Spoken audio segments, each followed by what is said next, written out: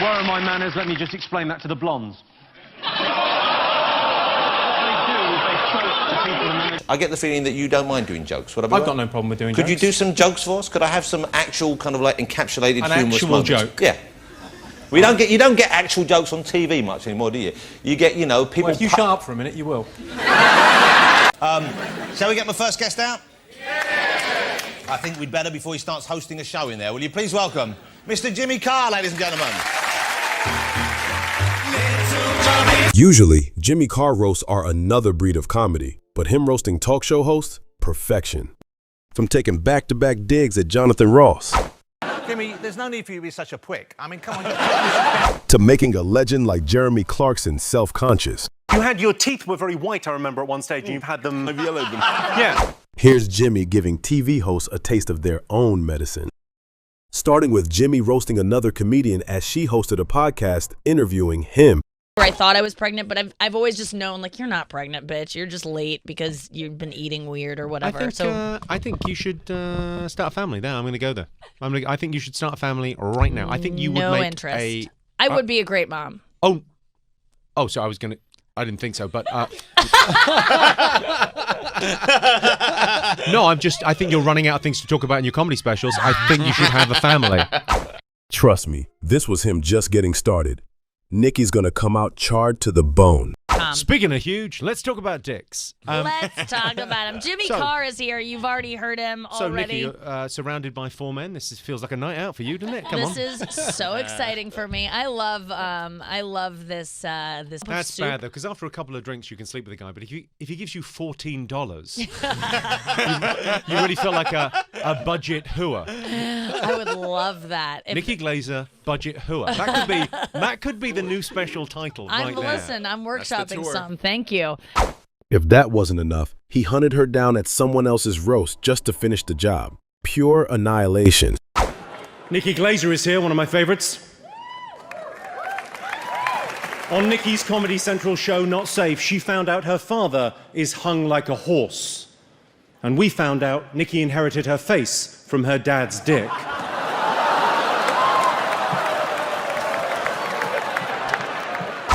You know what? Nobody does insults like the British. Be it the talk show host like Jonathan Ross, or of course, guests like Jimmy Carr. When you're away from home, you're away from your partner, okay, you're on tour, a man has wants, a man has needs. You're in a strange town, okay? What do you do for that? Do you have comedy fans who make themselves available to you, or do you employ someone to come to your room, and what do you do, Jimmy Carr? To take care of my sexual urges. Yeah. I phone your mum. Don't clap that. Don't clap that. Hello, is that Mrs. Ross? Now, Just when you think that would have been enough to screech Ross's brakes, the man started attacking Jimmy's fashion sense. on a totally different subject, you're a bit, if you don't mind me saying to you, you're a bit too neat. What do you mean a bit too new? Are they new jeans? They're quite new, Are they brand new jeans? They're quite, yeah, I bought them to come on the They're show. brand new jeans. Insulted. Well, can't you wear them in a bit before you go out? Because it looks like you look like you've walked out of a window.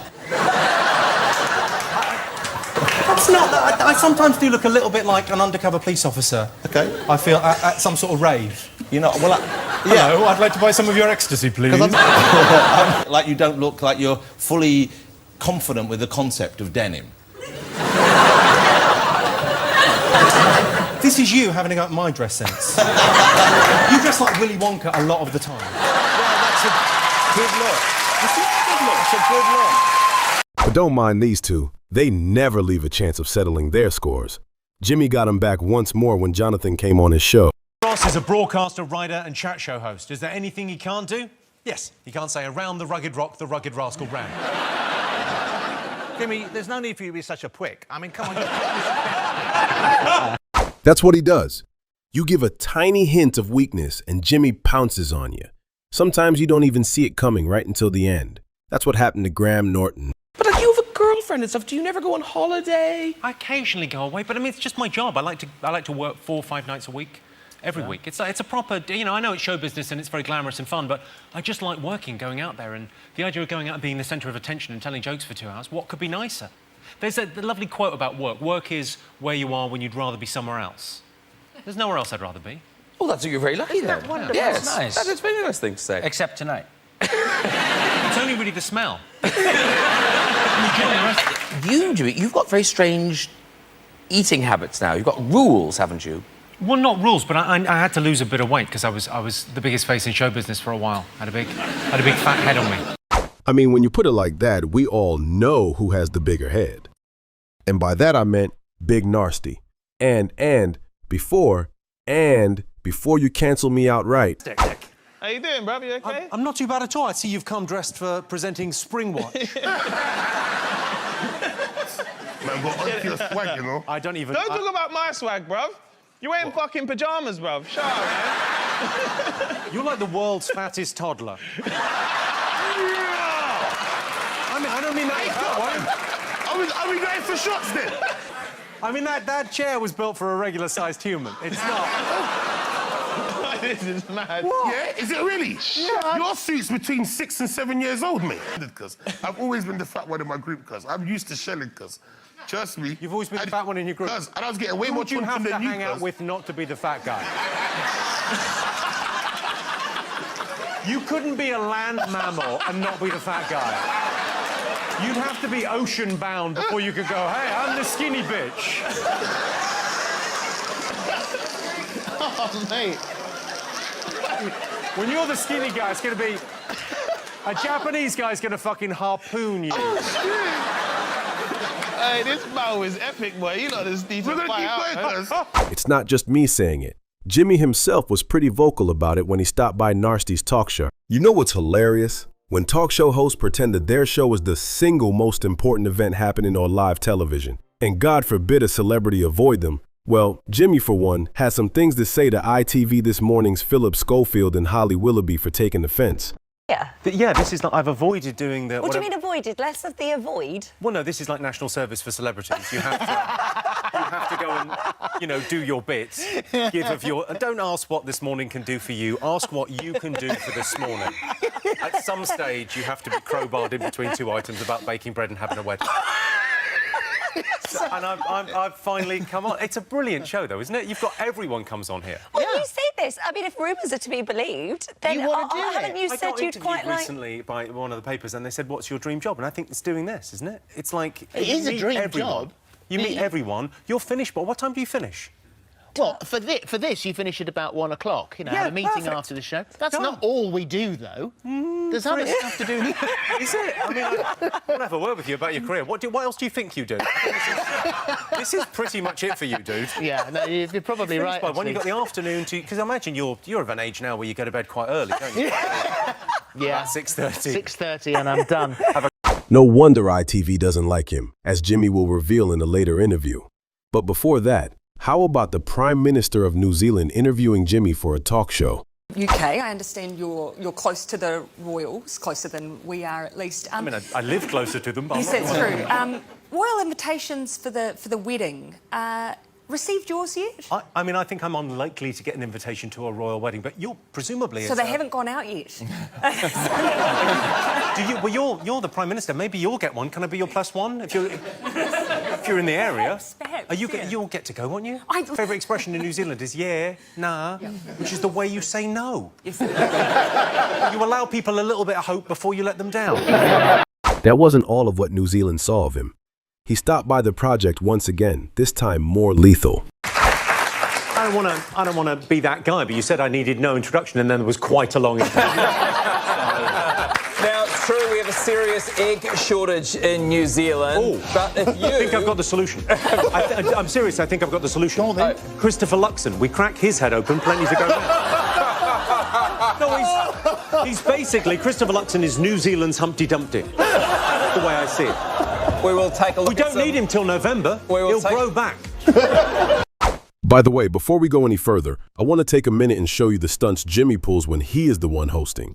He has written 14 books about the derivations of words, and you can find them all in your local library. Just ask for the Sleepy Go Bye-Bye section. OK, Susie, what have you been looking into recently? Other than glory holes.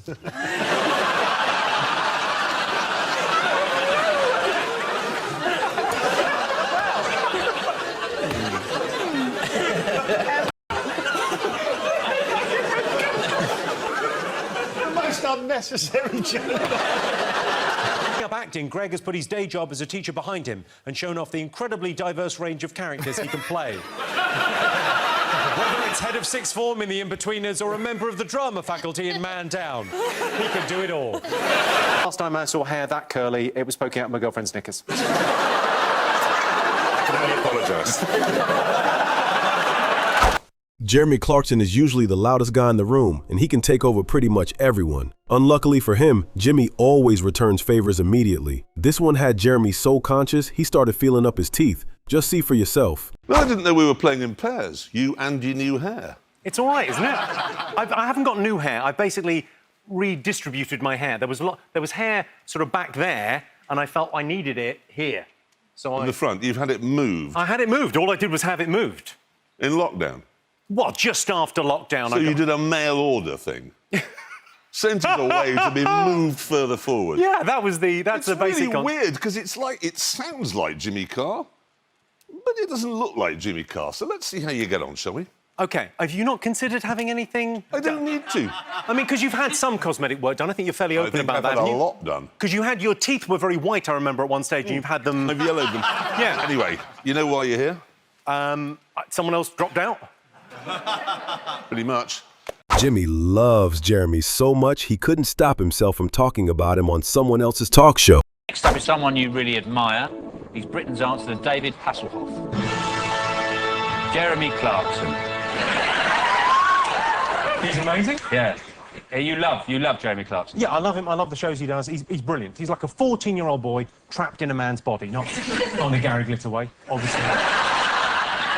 And it's sort of, I think the great thing about it, I think the reason he's so popular, especially with men, is I think he sort of connects you to you when you were 14.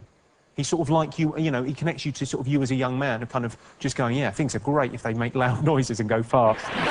But the best thing that could have happened to Jimmy was on the set of the Loose Woman talk show, surrounded by 4 women who thought they were funnier than the comic.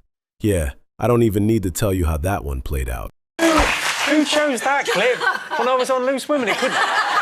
It couldn't be any more perfect. I love it. That's the only one. It's the only one we could use. The rest of it's too filthy. I'm really sorry. It feels like being told off by my mum's friend. Pretty sorry, I've let everyone down. OK. All right, Carol is. Yeah, I'm not as old as her. Right, 2 years. Yeah, dancing on ice. I know, what do you think? It's going to be like one of those commercials you see for, you know, had an accident at work, I would imagine. I think it's interesting. I think ITV are great because I think they'll probably do on ITV2. They'll probably follow you through the hip replacement, and we'll get to see how you. What?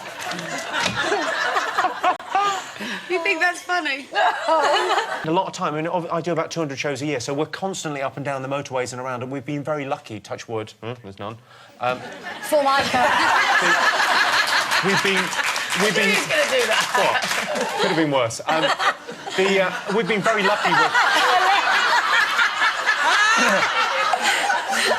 Well, thankfully you were here, so there's no danger.